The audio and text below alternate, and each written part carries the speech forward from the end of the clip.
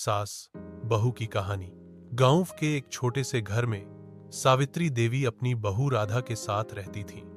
सावित्री देवी एक सशक्त, परंपरागत सोच रखने वाली महिला थीं, जबकि राधा पढ़ी लिखी, आधुनिक विचारों वाली और स्नेही स्वभाव की लड़की थी।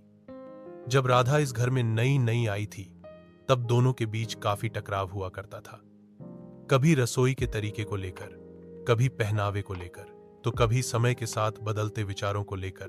सावित्री देवी को लगता था कि राधा उनकी बातों का सम्मान नहीं करती, और राधा को लगता था कि सासू मां उसकी बात कभी समझती ही नहीं।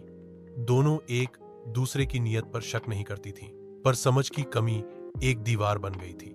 एक दिन सावित्री देवी बीमार पड़ गईं। राधा ने ऑफिस से छुट्टी ली, खुद उनके लिए खाना बनाया, दवाइयां समय पर दीं और रात रात भर जागकर उनकी सेवा की।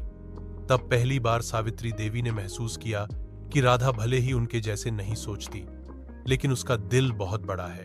धीरे धीरे उनके रिश्ते में बदलाव आने लगा। सावित्री देवी ने राधा से मोबाइल का इस्तेमाल और ऑनलाइन शॉपिंग सीखना शुरू किया, और राधा ने सासू मां से पारंपरिक व्यंजन बनाना सीखा।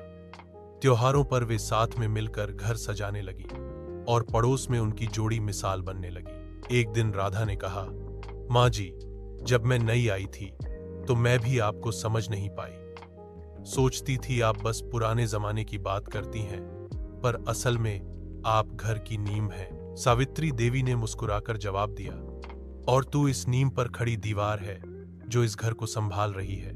अब उनका रिश्ता सास बहू से बढ़कर एक माँ बेटी जैसा बन गया था। इस तरह एक समय जो रिश्ता तकरार से भरा था, वह समझदारी, स्नेह और साथ से एक खूबसूरत कहानी बन गया।